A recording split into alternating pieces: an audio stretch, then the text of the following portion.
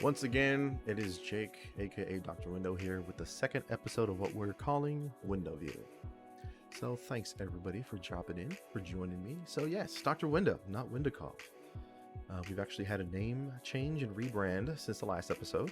Not so much a change for me as this is actually my original name. So from here on out, everything regarding my socials, my Twitch, YouTube, everything has been changed to Dr. Window. That is DOKTORWINDO. It's just really nice to have my name back. Anyway, moving on. So on June 22nd of 2022, an announcement dropped that we all saw coming. The amount of takedowns of fan projects that Capcom was doing didn't really leave much room for thought otherwise. State of Play, then YouTube. Then we all proceeded to watch over and over again, looking for as much news as possible about the latest in a trend of classic games being remade. But with the last few, these weren't just simple remasters. No way. These are full-fledged remakes from the ground up. We're talking new engines, completely updated graphics, new and updated controls. I mean, for the most part. In 2005, I spent a lot of my time playing the original release of Resident Evil 4 on GameCube. In fact, I'd lost track of how many times I had beaten that game. New costumes, weapons, extra modes, can't forget the mercenaries. At the time, it was absolutely one of my favorite games ever made. Resident Evil 2 for PS1 is still higher on the list, though, for me, but, that's another episode. I had the original release on the GameCube, and I remember at the time of its release thinking to myself, what the fuck? This is a Nintendo exclusive that's rated M on the GameCube? Maybe they're growing up a bit after all. If you haven't noticed the title of this episode, of course, we're talking about the Resident Evil 4 remake that just recently came out, as I'm actually kind of anxious to talk about this one, so let's just get right into it, shall we? So, gameplay. Now, straight away, veterans of the RE2 and RE3 remakes will be right at home, as the game does use the RE engine from Capcom, of course. The old days of tank controls are gone. I mean, sort of. More on that in the next session. I really do have a lot to say about the controls, my friends. I digress. Movements are smooth. Being able to load and shoot while moving is a total game changer for RE4, as back in the day, you had to remain in place for both. You couldn't move. You had to stay locked where you were to shoot, stay where you were locked to reload. Now, for the most part, the game itself feels very familiar, as it should. Yet at the same time, I forget I'm playing RE4 half the time, to be honest with you. The modernization of absolutely everything in this game does make a vast improvement, and revisiting the original releases, controls can be difficult to get used to again, downright clumsy, at least for myself. The introduction of a storage box to the typewriter section in RE4 is something I never saw coming. I mean, a few months ago on stream, I did a playthrough of the original RE4. I had a hell of a time with it. It was just all the nostalgia. But it was damn near a month later that my best friend mentioned to me that RE4 2023 would have the storage box in it. And it was at that moment that I realized, holy shit, RE4 never had a storage box. Considering the amount of time that I had played it in the past, it never once occurred to me that the original RE4 never had a storage box. Hooray for brain fog, right? All that said, the storage box isn't like it is in past entries. You can only store weapons and weapon attachments, no ammo, no herbs. You can store first aid sprays though, and that's about it. This adds a new layer to the type of preparation that you can do. You can save your guns for later, make room, find yourself not using a gun you stored further on down the line like I did, well, sell it for cash. The inventory case also underwent a huge makeover, as it is now basically its own item with buffs. Now, these buffs can actually range from an increase in the drop rate of pesetas, the in-game currency, or the increase of the drop rate of gunpowder for crafting, even resources. And you can't forget one of the biggest changes to this inventory case. There are now 3 attachable charms to your case. These charms actually carry different buffs, so you can mix and match. So, for example, I like to run an increased rate in the crafting bonuses for handgun ammo. I also have one for running shotgun ammo. So every time you craft, you get a bonus for each. And then I also like to run the bonus for, well, it's not so much a bonus, it's a discount. It's a 40% on resources discount. So it takes me even less amount of items to craft things. I absolutely love the addition of these charms. It's a very welcome addition to the game. It just adds a whole nother layer of customization. And in a landscape of games that are just flooded with RPG elements, it's nice to see RE4 kind of taking a detour from that. It's just a dash. It's just enough. It doesn't go overboard. You just carry on about your day. Okay, so this is a big one. The shooting range. Holy shit. I personally never liked the shooting range in the original game, and I never thought that I would enjoy it as much as I do now. Now it's actually like a pirate themed carnival style shooting gallery with lights and music, and it's all extravagant. And it got commentary from the merchant for the whole time. And then later on, once you get Ashley, she actually will cheer you on during it. It's fast paced, lots of fun. You will absolutely find yourself returning for more, as this is actually how you get more tokens for you to turn around and use the gotcha machine near the elevator, where you actually unlock more trinkets for your inventory case. I don't know who the hell thought of this, but it is genius. My favorite of all those charms that I mentioned earlier, I actually have one that's a little chicken. Now, this chicken is fantastic early on in the game if you can grab him because it makes all eggs heal you for 100% health. It makes a world of difference. And crafting has made its way into RE4 from RE8. And RE8, of which I honestly feel like the entirety of Resident Evil 8 was just a beta test for Resident Evil 4 because that game has so many fucking similarities to 4. So in an RE game, especially one that's considered old school, it's a nice addition to be able to craft ammo and grenades on the fly. Now, I got two words for you, okay? Bolt thrower. The idea to put a crossbow in this damn game that I can recover fired ammo from, as well as attach mines to it for a big hit and help me clear rooms, is absolutely amazing. At first, I really wasn't a fan due to the way it aims, but now that I have it maxed out, and I actually am playing a hardcore game on the side, it's a very welcome addition in conjunction with the stealth mechanic. And I would even go as far as to say that is absolutely necessary for hardcore mode. In general, though, the game feels exactly like you think it would. It's modernized Resident Evil 4. It's smooth, it's loads of fun. There's enough changes to make this veteran player confuse the shit and get upset occasionally, but ultimately that's all done very well. But it's done with the utmost love and care, and you can tell. Um, there is a section. Those of you who've played know it as just after the first time you meet the merchant in the original Resident Evil, RE4. Big cavern area with like bridges and people throwing dynamite at you and shit. What threw me for a loop is it's still there, but the map is basically flipped backward. Um, I guess quote unquote upside down. So the old entrance is actually now on the other side of the map. It's closed off because now the old exit is now the entrance. So it's like this enter, it's a big circle. It's really weird, but it was enough to throw me for a loop, and I thought that was a very welcome change. Anyway, now it's time for me to bitch for a while. Ready? On the controls. Now, for those of you out there in the world who've been watching me on stream or just listening to me in general, I have a problem with the PS5 controller. I kind of hate the thing. Now, I know hate is a strong word, but before you say anything like, come on, Jake, you say that about it every game you play on the PS5, hear me out, okay? Either way, this is my show. But yes, I do still have a problem with the PS5 controller. I'm just not the biggest fan of it. There's enough changes in that controller that it actually does make my hands feel very uncomfortable. I still feel the DualShock 4 is probably the greatest controller ever made, in my opinion. But in another time, I will be installing the PS4 version of RE4 and taking a whack at it, see if it feels a little bit more comfortable for me. Now, Leon, for the most part, feels like a slug moving a molasses in winter. While at times it is nice to be able to move, shoot, and reload all at once, I just feel like his controls just weren't tweaked enough. I feel like there's like something subtle in the coherent motion of being able to move, reload, and shoot while moving. There's just something missing because I actually do find myself struggling and having a little bit of problem every now and then with that. But I mean, once again, it could just be me. I feel like the RE2 remix controls are actually a little bit more solid um, compared to 4 because in this one, man, he is sluggish. To me, his side to side motions at times feel extremely delayed to me. Half the time, I can't get him to move. His sprint toggle options for the controls absolutely do not work either. So you have the option of doing a toggle or a hold to sprint. I opt for the toggle because I grew up playing Battlefield and I'm just kind of used to that. So this implies that you click L3 once, or whatever your sprint button is of your choosing, to get going. And then you press that button again to stop moving. This is not the case here. I cannot get it to work to save my life no matter what button I press. Toggle does not work whatsoever. Needs a patch. Now, do not get me started on the stealth aspect of this game.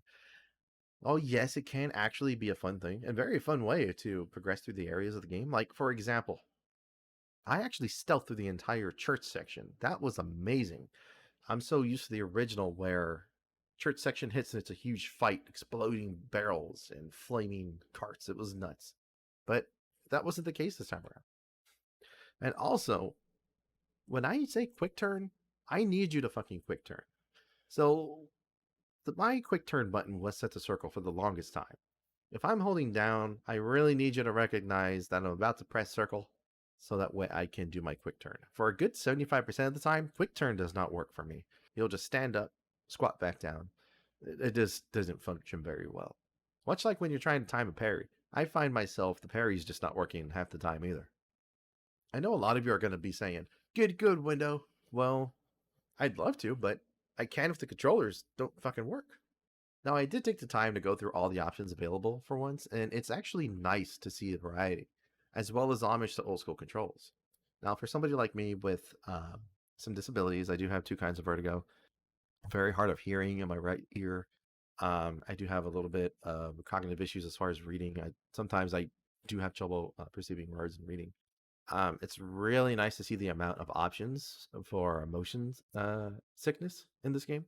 I'm able to slow things down and really fine tune things, so that way, I can really enjoy the game as much as I can.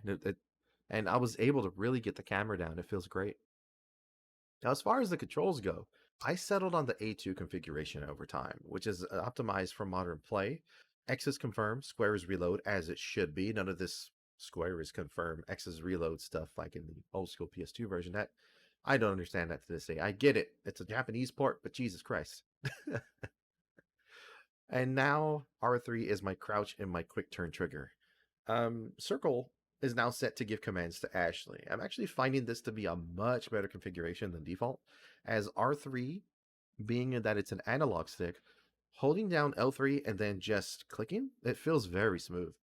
I've actually not run into nearly as many problems using the A2 configuration with R3 as crouch as I did using circle for crouch. Now, don't even think about using the alternate spring function because, Leon's just going to barrel head first into danger. See, it's the same concept as using duck. If it isn't going to work and you're just going to duck instead of do your quick turn, that means Leon's just going to barrel forward instead of turn around. So overall, the controls are still a vast improvement over the original, despite all the problems that I personally have with them. While I myself have all these problems, I feel it may have to do with the fact that I'm an original RE4 veteran. That's the majority of what I played back in the day. Like my muscle memory, it's set for that game from 2005. And as much as I try, it's always going to be difficult for me, personally, to be able to change that. But I'm still having a great time. On to difficulty.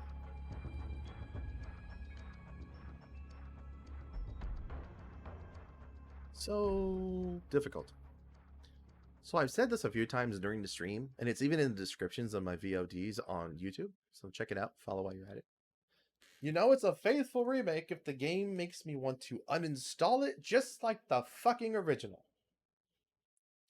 So RE4, while modernized and given more difficulty options than the 2005 American release, and having more buffs, etc., thanks to the inventory case and trinkets, it still loves to pull vast amounts of bullshit at you at the most inconvenient times. But, that's RE4 for you.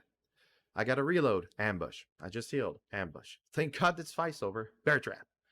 I swear to God, if anything, the bear traps alone in this game could be an actual character. I can't tell you how many times I've stepped on a bear trap randomly, even after I've scoped out the area and double and triple checked. Still walk forward, clank, bear trap. There's more goddamn bear traps in this game than the entirety of the 2005 version. It's absolutely ridiculous. It's hilarious every time, though. Getting jumped, pushed into a wall, only to have the camera go nuts on you. That's when the game really feels like classic RE. In times of low ammo, and the game forcing you to use your ammo, that's ultimately still good times. Now, as far as the choices go, it's really cool to see there's more difficulty options, as I said before. So you have your assisted, which is really great for newcomers to the series in general. Because let's face it, if you haven't played 1, 2, or 3, you can go straight into 4, no problem. It's pretty much its own game. The only thing you would really need to know is who Ada is and really who Leon is. But even then, it's done in such a way it doesn't really matter. So yeah, of course you have your assisted. It's got adjusted difficulty for more ammo, more health, things like that. You're punished less, lets you enjoy the game a bit more. Standard, which is what I actually recently beat the game on, um, it feels good. It throws a lot of left turns at you. There was a lot of times there where I had absolutely no ammo, and it did feel very reminiscent of old school RE. Um, Really good starting point if you're a veteran but don't really want to stress like crazy. Um, but then I actually did start a hardcore game. Hardcore is actually recommended by the game itself as the mode you play if you're an RE4 veteran. I can definitely agree with that. After playing it for a couple of hours, it feels very much like old school RE4. Um, I'm not usually the kind of person that plays through hardcore modes for different games. I'm just not that dude. But I really do feel compelled to play this one. It's feeling really good so far. Um, and like I said, it feels very close to old school RE4. So if you're a hardcore old school RE4 fan, just start in hardcore, go for it that way. But like I said, it's good times.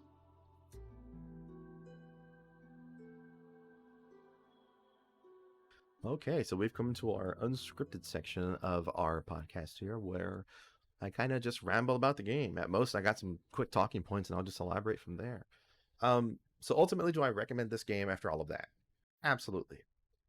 Newcomers, absolutely. Once again, it's a definite must. If say for example you're kind of new to gaming, new to the series, this is a definite must play.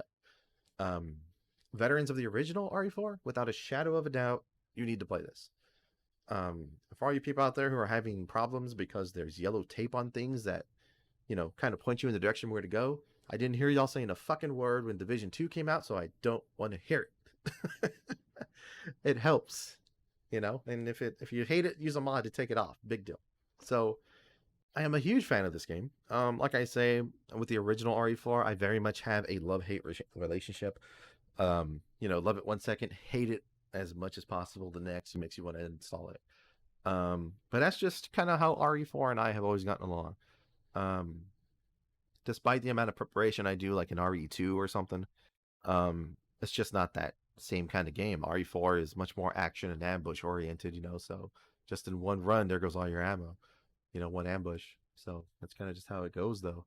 But it's really cool to see this trend of remastered games. Well, not even remastered; these are full-on remakes. Because to me, it feels like Capcom actually started this with the original RE1 remake, which to me is still the greatest remake of all time. Um, to the point where if anybody wants to play the original RE1, I don't even tell them about the original PS1 version anymore because RE1 remake is done so well. That's really the definitive one for me personally. Um, yeah, so they started with that, and years go by, we all kind of want more of that. Um, and then you hit the low of the PS4 era with all those remasters. Now, remasters are cool and all, but that's just not the same. All it is just pretty graphics, Um, Very few quality of life adjustments. Um, I feel like it just makes it crisper. It ran a bit faster. That was about it. I remember when Borderlands did this, totally fine because they could included things like in packs.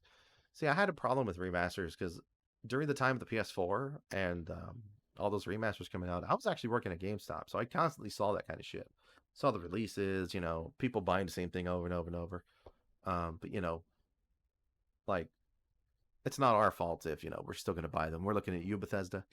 But then the RE2, RE3 remakes came by.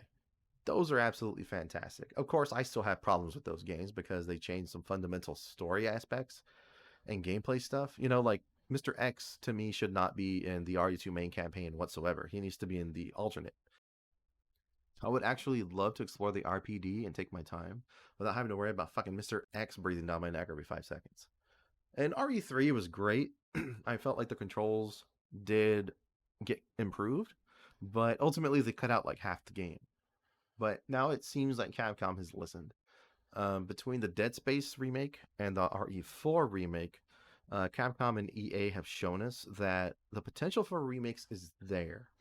It's it's not so much cashing in on nostalgia this time around. It really feels like love and care was put into these games, and they're absolutely great. Um, Even better so now that things are on modern consoles. You got your faster SSDs, crazy ass lighting, super fast gameplay.